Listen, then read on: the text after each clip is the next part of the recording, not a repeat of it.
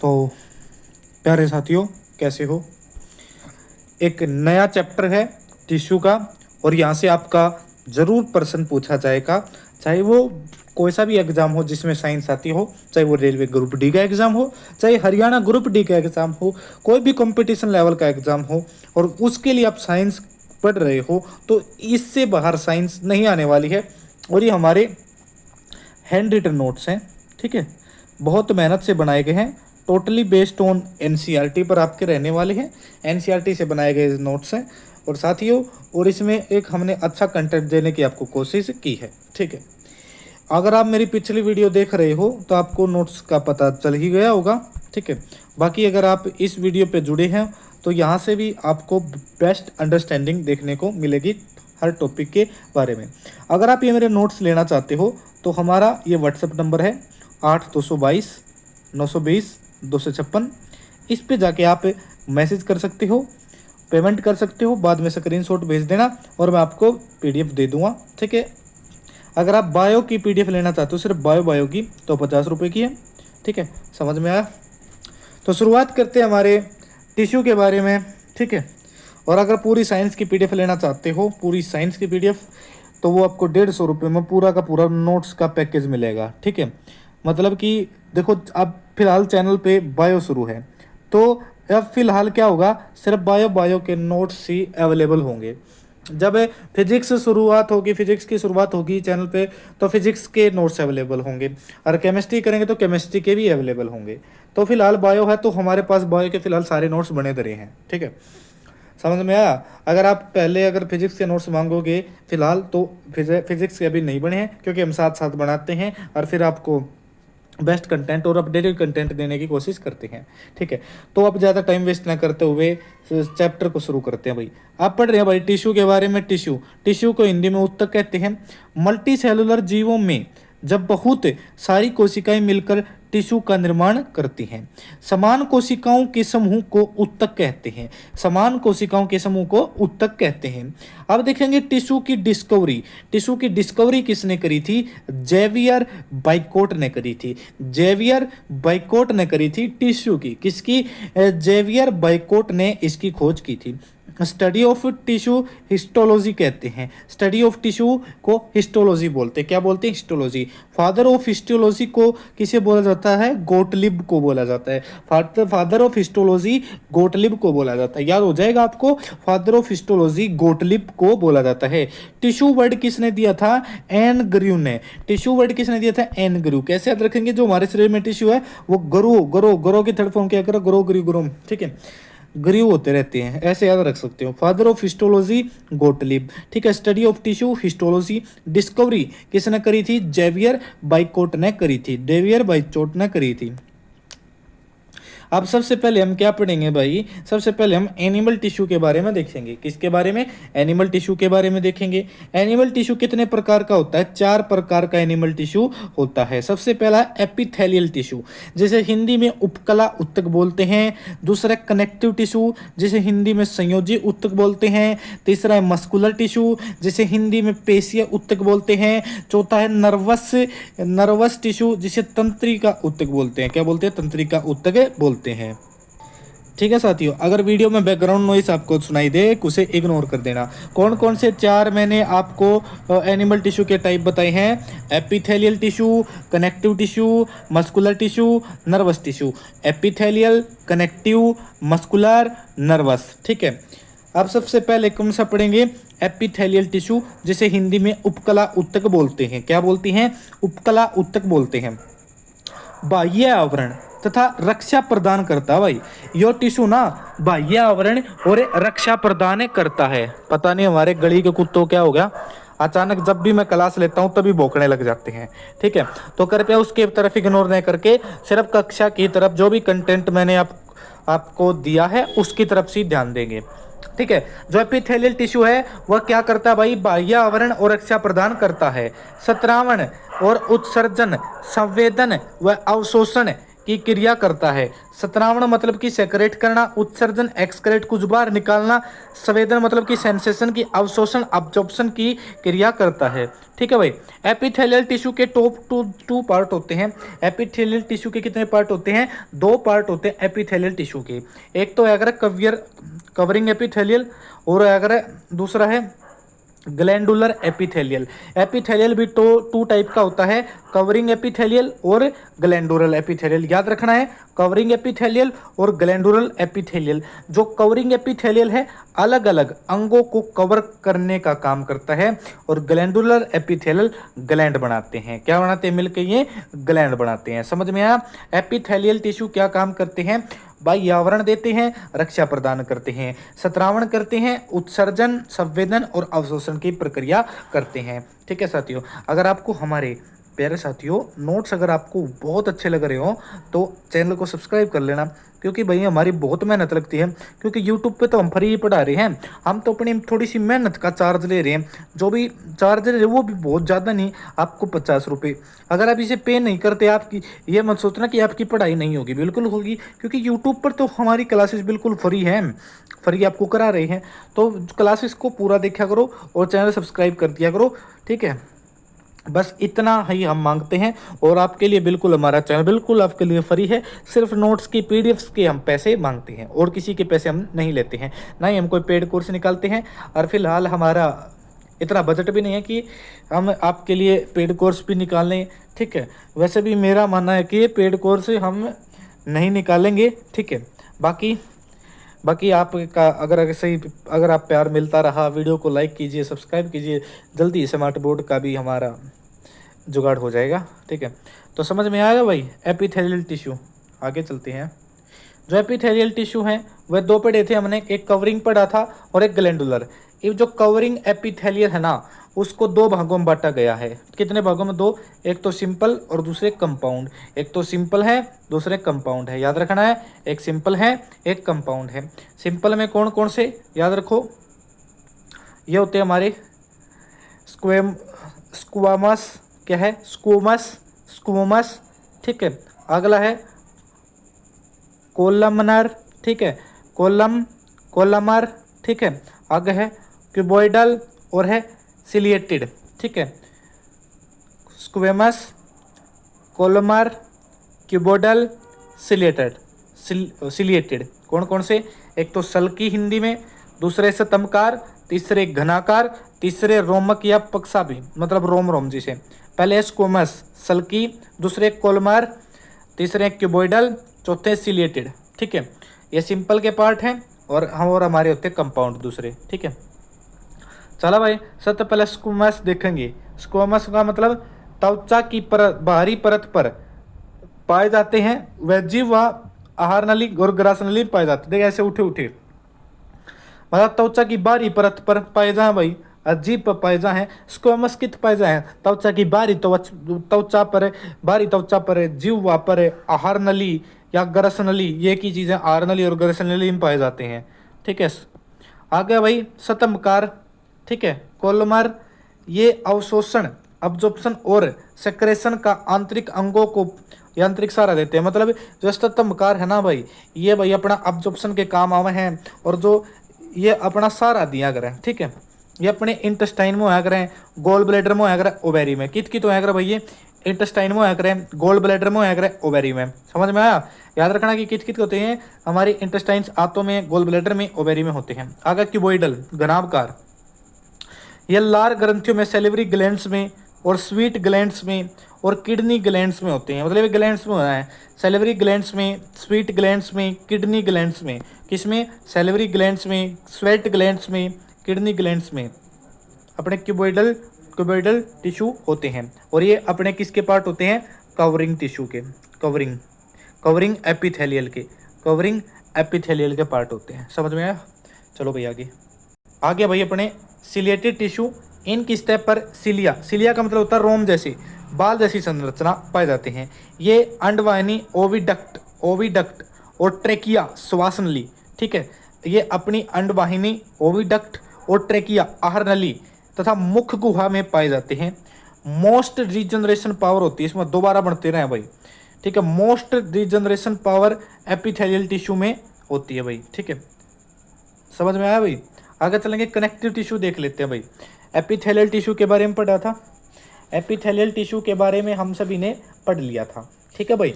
ये भी किसका नंबर है, ठीक है।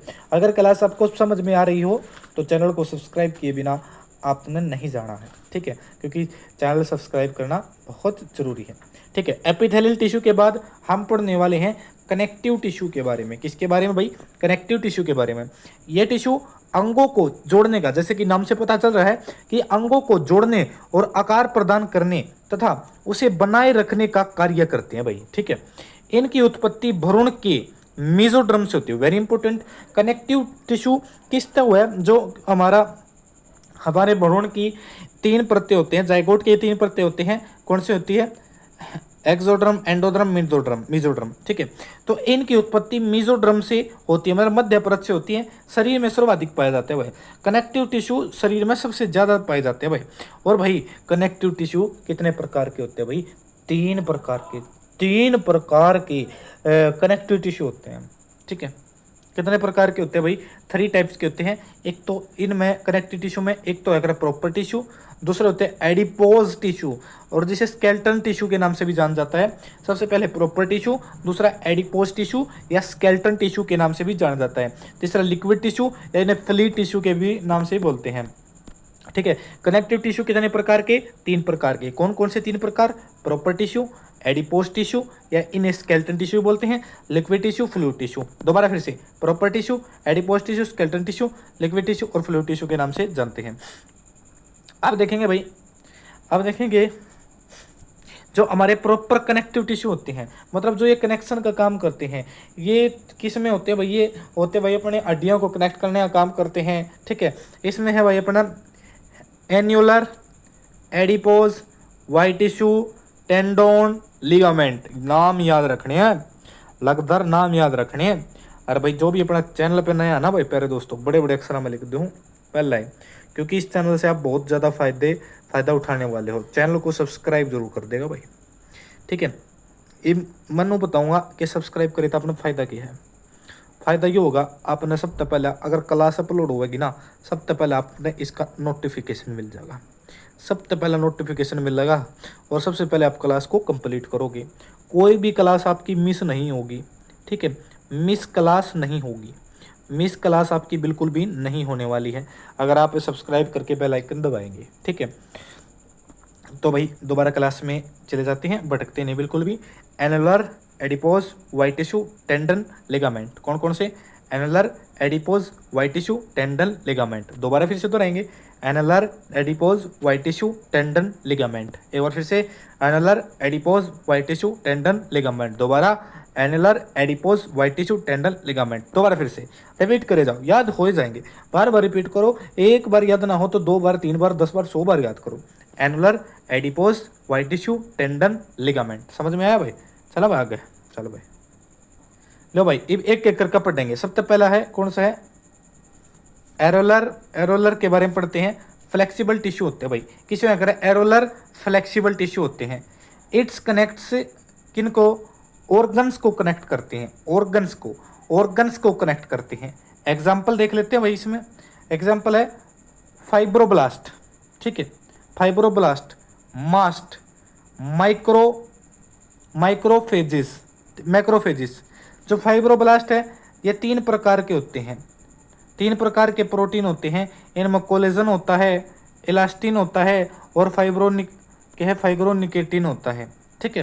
ये फाइब्रोजन क्या होता है, फाइब्रोजन जब अपना खून का थक्का जमाता है, देखो हमारी त्वचा में सबसे ज़्यादा कोलेजन प्रोटीन पाया जाता है, ठीक है। एरोलर टिश्यू कौन कौन से हैं बताइए, फाइब्रोब्लास्ट होते हैं, मास्ट होते हैं और माइक्रोफेजिस होते हैं। फाइब्रोब्लास्ट, FMM, फाइब्रोब्लास्ट, मास्ट, माइक्रोफेजिस, ठीक है। फाइब्रोब्लास्ट, मास्ट और मैक्रोफेजिस, ठीक है, याद रख रहे हैं। फाइब्रोब्लास्ट में 3 कौन कौन से प्रोटीन होते हैं, कोलेजन, इलास्टिन और फाइब्रोनिकेटिन। कौन कौन से, collagen, elastin, fibronectin. Collagen, elastin, fibronectin. Collagen, elastin fibronectin, collagen elastin fibronectin. ठीक है, हमारी त्वचा में सबसे ज़्यादा कोलेजन प्रोटीन पाया जाता है। कौन सा कोलेजन प्रोटीन पाया जाता है? मास्ट, लीवर में होता है भाई, लीवर में मास्ट। इसमें कौन से प्रोटीन होते हैं? हिस्टामिन, हेप्रिन और सेरोटोनिन, ये होते हैं भाई। Histamine, heparin, serotonin, histamine, heparin, serotonin. ठीक है, मास्ट किस में होया करे? लीवर में। मास्ट किस में होया करे? लीवर में। Histamine, heparin, serotonin. कौन कौन से प्रोटीन होते हैं मास्ट में? हिस्टामिन, हेप्रिन और सेरोटोनिन। समझ में आया? आगे है मैक्रोफेजेस में जीवाणुओं को नष्ट करती है भाई, जीवाणुओं को नष्ट करते हैं भाई।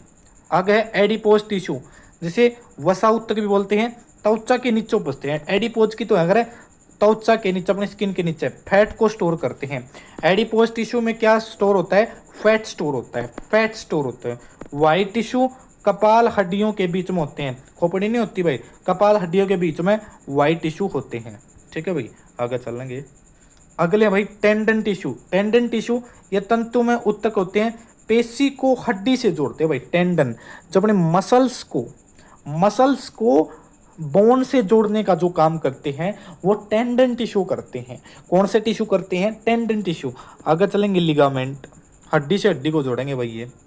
ये भी फाइबरस टिश्यू है, connects bone to bone, bone to bone ligament जोड़ेंगे। समझ में आया भाई?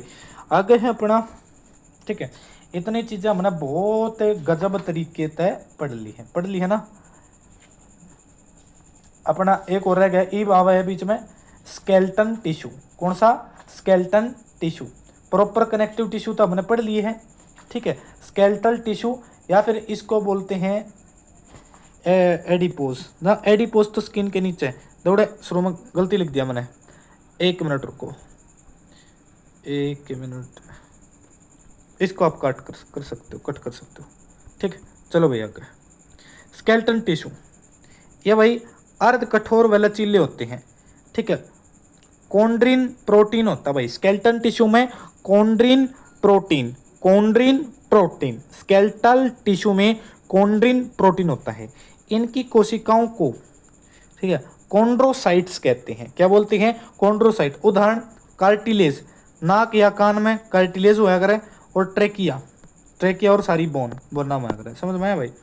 आगे है तीसरा है liquid food connective tissues. Liquid में कौन कौन से? ब्लड एक कनेक्टिव टिश्यू है, संयोजी ऊतक है। ब्लड में आरबीसी, डब्ल्यूबीसी और प्लेटलेट्स होते हैं। आरबीसी, डब्ल्यूबीसी और प्लेटलेट्स होते हैं। और एक लिम्फ, जिसमें केवल डब्ल्यूबीसी होता है। लिम्फ में केवल डब्ल्यूबीसी, लिम्फ में केवल डब्ल्यूबीसी होता है। ठीक है, लिक्विड टिश्यू कौन कौन से हैं? एक तो ब्लड है और लिम्फ। लिम्फ क्या होया करे? लिम्फ में खाली डब्ल्यूबीसी व्हाइट ब्लड सेल्स होती है, और लिम्फ होता है ब्लड में आरबीसी भी हो, डब्ल्यूबीसी भी हो और प्लेटलेट्स भी हो। ठीक है, अब पढ़ेंगे भाई मस्कुलर टिश्यू के बारे में, पेशीय ऊतक के बारे में। मांसपेशीय ऊतक शरीर के विभिन्न अंगों की गति के लिए जिम्मेदार होता है। यह ऊतक कॉन्ट्रैक्शन, संकुचन और प्रसार, रिलैक्सेशन के द्वारा कार्य करता है। कॉन्ट्रैक्शन द्वारा और रिलैक्सेशन द्वारा कार्य करता है भाई। मस्कुलर टिश्यू भी 3 ढाल के होया करें। एक तो भाई वॉलेंट्री होया करें, ठीक है, जिन्हें स्ट्रेच्ड भी बोलते हैं, इनवॉलेंट्री और कार्डियक टिश्यू। मस्कुलर टिश्यू कौन कौन से होया करें? वॉलेंटियर, इनवॉलेंटियर और कार्डियक टिश्यू। ठीक है, सबसे पढ़ेंगे वॉलेंटियर।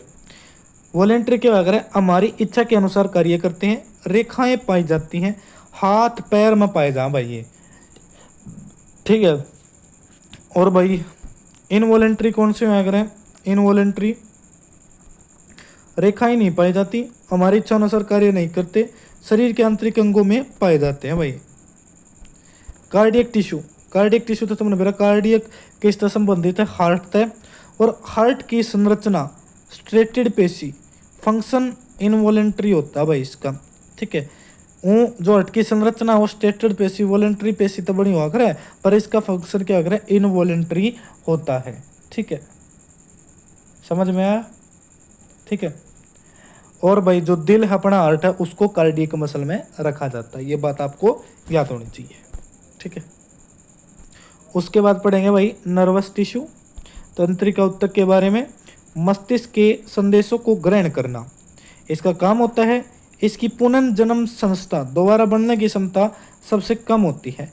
अगर एक बार इनका नर्वस टिश्यू थोड़े से खराब हो गए फिर तो भैया नू के नू रह जाओगे। इसमें न्यूरॉन होते हैं, ठीक है, समझ में आया। ये प्लांट टिश्यूज के बारे में पढ़ेंगे। किसके बारे में?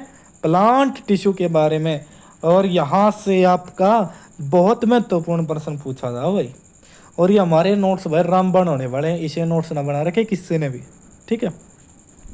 प्लांट टिश्यू दो प्रकार के होया करें, एक तो परमानेंट टिश्यू और एक है मेरिस्टेमेटिक टिश्यू। परमानेंट टिश्यू और मेरिस्टेमेटिक, परमानेंट टिश्यू और मेरिस्टेमेटिक टिश्यू, ठीक है। एक हिंदी में स्थायी उत्तक और विभजोतक उत्तक बोलते हैं। स्थायी उत्तक और विभजोतक उत्तक, स्थायी उत्तक और विभजोतक उत्तक, स्थायी उत्तक और विभजोतक उत्तक, स्थायी परमानेंट टिश्यू और मेरिस्टेमेटिक टिश्यू मतलब कि विभजोतक उत्तक। जो परमानेंट टिश्यू है ना, परमानेंट टिश्यू ये दो प्रकार के अगर है, सिंपल परमानेंट टिश्यू और कॉम्प्लेक्स परमानेंट टिश्यू। और मेरिस्टेमेटिक तीन प्रकार के, एपिकल, इंटरलेयरी और लेटरल, एपिकल, इंटरलेयरी और लेटरल, एपिकल, इंटरलेयरी, इंटरलरी और lateral, apical, intercalary, lateral, apical, intercalary और लेटरल, ठीक है। और ये अपने भाई सिंपल परमानेंट टिश्यू में पैरेन्काइमा, कोलेनकाइमा, स्केलेनकाइमा, कौन से? Parenchyma, collenchyma, sclerenchyma. परमानेंट में पैरेन्काइमा, स्केलेनकाइमा और स्केलेनकाइमा, पैरेन्काइमा, कोलेनकाइमा और स्केलेनकाइमा। कॉम्प्लेक्स परमानेंट टिश्यू में जाइलम और फ्लोएम। जब अपने जाइलम, ठीक है, जाइलम और कौन कौन से होते हैं? जाइलम और फ्लोएम होते हैं। इनको बारी बारी से बहुत अच्छे तरीके से आगे पढ़ेंगे, ठीक है। हम पढ़ेंगे मेरिस्टेमेटिक टिश्यू, विभजोतक उत्तक। इनकी कोशिकाओं में विभाजन होता है। ये पौधों में ग्रोथ वाले भागों में पाए जाते हैं। ये उत्तक इमेच्योर सेल के बने होते हैं। मेरिस्टेमेटिक इमेच्योर सेल के बने होते हैं। इनमें समसूत्री विभाजन होता है। कैसा? समसूत्री विभाजन इनमें होता है। इनके टाइप एपिकल हैं, इंट्राकैलरी और लेटरल होते हैं। सबसे पहले एपिकल को पढ़ेंगे। एपिकल यह पौधों की जड़ और तने की वृद्धि के लिए उत्तरदायी होते हैं। एपिकल पौधे की जड़ और तने के लिए उत्तरदायी होते हैं। ये पौधों की लंबाई बढ़ाने में सहायता करते हैं भाई। एपिकल है पौधों की लंबाई बढ़ाने के लिए, पौधों की जड़ और तने में वृद्धि के लिए सहायक है एपिकल, ठीक है। इंटरकैलियरी जो हमारे टिश्यू होते हैं, इसमें क्या होता है? ये पत्तियों के आधार या टहनी के इंटरनोड के दोनों ओर उपस्थित होते हैं। टहनी की इंटरनोड के दोनों ओर क्या होते हैं? उपस्थित होते हैं। समझ में आया भाई? ठीक है, पत्तियों के आधार पर और टहनी के इंटरनोड मतलब कि टहनी के जो या गांठ होगी आड़ ही उड़े उपस्थित होंगे। लेटरल कहाँ होंगे? लेटरल यह उत्तक पौधे की चौड़ाई बढ़ाने में मदद करते हैं। इनमें दो प्रकार के उत्तक पाए जाते हैं, एक तो कोम्बियम, एक है कॉर्क कोम्बियम। कोम्बियम में तने और जड़ों में द्वितीयक वृद्धि करता है और कॉर्क कोम्बियम पौधे की बाहरी सुरक्षा प्रदान करता है। कॉर्क कोम्बियम पौधे की बाहरी सुरक्षा और कोम्बियम तने और जड़ों को द्वितीयक वृद्धि देता है, ठीक है। अब हम देखते हैं परमानेंट टिश्यू प्लांट्स के अंदर। यह टिश्यू विभजोतक उत्तक मेरिस्टेमेटिक टिश्यू द्वारा ही बनते हैं, परंतु ये अपनी विभाजन होने की शक्ति खो देते हैं, जिसके कारण ये स्थायी उत्तकों में बदल जाते हैं। इन्हें दो भागों में बांटा जाता है, सिंपल और कॉम्प्लेक्स, ठीक है भाई। ये उत्तक एक ही प्रकार की कोशिकाओं से बने होते हैं, अर्थात इनकी सभी कोशिकाएं होमोजीनियस, होमो का मतलब एक सी होती हैं। इनके टाइप होते हैं पैरेन्काइमा, कोलेनकाइमा, स्केलेनकाइमा, ठीक है। पैरेन्काइमा को देखते हैं। पैरेन्काइमा सॉफ्ट टिश्यू होते हैं। किसे? सॉफ्ट फूड स्टोरेज टिश्यू होते हैं भाई, ठीक है, जो भोजन के रूप में स्टार्च को स्टोर करते हैं, जो कि पैरेन्काइमा भोजन के रूप में स्टार्च को स्टोर करते हैं। जब बहुत सारी समान कोशिकाएं आपस में जुड़ती हैं तो इनमें हवा भर जाती है, इनमें इंटरसेलुलर स्पेस पाया जाता है, और तो इनको एरनकाइमा भी बोलते हैं। पैरेन्काइमा को एरनकाइमा भी बोला जाता है क्योंकि इनके अंदर एयर भर जाती है, भोजन के रूप में ये स्टार्च को संग्रहित करते हैं। ठीक है जी, कर लो भाई सब्सक्राइब, इतनी मेहनत कर रहे। बताओ, मैंने अपने चैनल पे 110 या 20 वीडियो अपलोड कर दिए हैं और कोई भी भाई सब्सक्राइब नहीं कर रहा। क्या भाई इतना खराब कंटेंट है हमारा? क्या हम मेहनत नहीं कर रहे? अगर आपको लग रहा है कि हम मेहनत कर रहे हैं तो चैनल सब्सक्राइब कर दो भाई, लाइक कर दो। सिर्फ आपके लिए ही तो इतनी मेहनत की जा रही है। ठीक है, इनके अंदर क्लोरोफिल पिगमेंट पाई जाती है तो इन्हें कोलेरोकाइमा भी कहते हैं। देखा कि एरनकाइमा, कोलेरोकाइमा, पैरेन्काइमा एक का नाम है। कोलनकाइमा अलग है और स्केलरकाइमा अलग है, इनको कंफ्यूज मत होना। ठीक है, ये भाई अपने पत्तियों, जड़ों, तनों और फूल फलों में पाए जाते हैं। पत्तियां में, जड़ा में, तना में और फूल और फलों में पाए जाती हैं। ठीक है भाई, अगले अपने टिश्यू भाई कोलनकाइमा। ये कोशिकाएं लंबी और जीवित होती हैं, लंबी और जीवित होती हैं। इंट्रासेलुलर स्पेस अनुपस्थित होता है, इसके अंदर इंट्रासेलुलर स्पेस नहीं पाया जाता। सेल वॉल बनी होती है किसकी? पेक्टिन की और सेलुलोज से बनी होती है। ठीक है, कोलनकाइमा की सेल किससे बनी होती है? सेल वॉल पेक्टिन से और सेलुलोज से बनी होती है। वाटर अब्जॉर्प्शन का काम करती है भाई सेलुलोज। ठीक है, प्रोवाइड सपोर्ट करे हैं, मैकेनिकल सपोर्ट प्रोवाइड करते, प्रोवाइड स्ट्रक्चर और फ्लेक्सिबिलिटी प्रोवाइड करते हैं। स्टेम और ब्रांचेस में पाया जा है, क्योंकि सपोर्ट तो ये करेंगे, एक तो तना सपोर्ट करेगा और ब्रांचेस सपोर्ट करेंगी। ठीक है, आगे भाई स्केलरकाइमा। डेड प्लांट टिश्यू बोला जाता है। लंबी और पतली सेल्स होती हैं। सेल वॉल में लिक्विड होता है जिसे लिग्निन बोलते हैं। ठीक है, लिग्निन। कोलनकाइमा से भी हार्ड होते हैं भाई ये। स्टेम ब्रांचेस वुड में होता है। वर्क वगैरह कोलनकाइमा की तरह क्या करना? स्ट्रक्चर प्रदान करना, मैकेनिकल सपोर्ट प्रदान करना, फ्लेक्सिबिलिटी होती है, पर ये इससे ज़्यादा हार्ड होते हैं और उनके अंदर लिक्विड भरा होता है जिसे लिग्निन बोलते हैं। क्या बोलते हैं? लिग्निन बोलते हैं। यह सीड कोट, बीज कवच, फ्रूट और स्केलनकाइमा में पाया जाता है भाई। सीड कोट, बीज कवच और फ्रूट क्या है? फ्रूट कवच, ये किस में पाया जाता है? स्केलनकाइमा में। वॉलनट हो गया, कोकोनट हो गया, जिनके बारे में कवर हो गए, ये किसके कारण होंगे? स्केलनकाइमा के कारण होंगे। इंडस्ट्रियल यूज के अगर रस्सी बनाने में यूज हुआ है, टूथ ब्रश बूज बनाने में, खाट खूट है, ये जो ये बाकी इनके पास जो ये कोकोनट का ये सेल हुआ करे, ये किन का बना कर है? स्केलनकाइमा टिश्यू का बनाया कर साथियों। किन का? स्केलनकाइमा टिश्यू का बना होता है। समझ में आए भाई? इनके अंदर कोई भी स्पेस नहीं पाया जाता, वो तो सिर्फ अपना एरनकाइमा मतलब पैरेन्काइमा में ही पाया जाता है। ठीक है, अब फिर होते हैं भाई कॉम्प्लेक्स टिश्यू। जटिल स्थायी उत्तक एक से अधिक प्रकार की कोशिकाओं से मिलकर बने होते हैं, जैसे कि जाइलम, हिंदी में से दारू बोलते हैं भाई। क्या बोलते हैं? दारू। ठीक है, यह जल संवाहक उत्तक होता है, मतलब पानी न ले जाया करे। वर्क वाटर और मिनरल्स का ट्रांसपोर्टेशन करता है। सेल वॉल बिल्कुल मोटी होगी। सेल वॉल तो मोटी होगी क्योंकि भाई में तो फूड भी जावे है, पानी भी जावे है। ठीक है, अगर सेल वॉल मोटी ना होगी, कमज़ोर होगी, तो पानी और अपना ये फूड नुकसान हो जाएगा उसका। ठीक है, आगे चलेंगे भाई। यह पौधे को यांत्रिक सहारा और कड़ापन देता है। यह जड़ों से पानी तथा खनिजों को पौधों के विभिन्न भागों तक ले जाता है। ठीक है, इसके निर्माण में 4 प्रकार की कोशिकाएं भाग लेती हैं भाई। जाइलम के निर्माण में कितने प्रकार की कोशिकाएं होती हैं? 4 प्रकार की। एक तो होती है ट्रैकियार्ड्स, जिन्हें वाई नायिकाएं कहते हैं। वेसल्स होती हैं। जाइलम पैरेन्काइमा होता है और जाइलम फाइबर होता है। कौन कौन से? जाइलम पैरेन्काइमा होता है, जाइलम फाइबर्स होता है, वेसल्स होती हैं और ट्रैकियार्ड्स होते हैं। समझ में आया भाई? अब भाई अपना लास्ट है फ्लोएम। फ्लोएम तो मैंने बेरा होगा कि इसका काम कराया करे। फ्लोएम मतलब फ्लोएम तो फल है और फल मतलब भोजन है, तो ये फूड का ट्रांसपोर्टेशन करता है। इन्हें बास्ट भी कहा जाता है। ये इसमें भी 4 प्रकार की कोशिकाओं से बने होते हैं। कौन कौन सी? सीव ट्यूब्स, कंपेनियन सेल्स थे, फ्लोएम पैरेन्काइमा थे, फ्लोएम फाइबर्स थे। Phloem parenchyma, phloem fibres, sieve tubes और कंपेनियन सेल्स। तो साथियों, जो अपने टिश्यू का चैप्टर था ये बिल्कुल कंप्लीट होता है। ठीक है, मैंने इस वीडियो में आधे घंटे की वीडियो में कति पूरा चैप्टर दोहरा दिया है और इस बार कोई भी प्रश्न आपका नहीं बनने वाला है।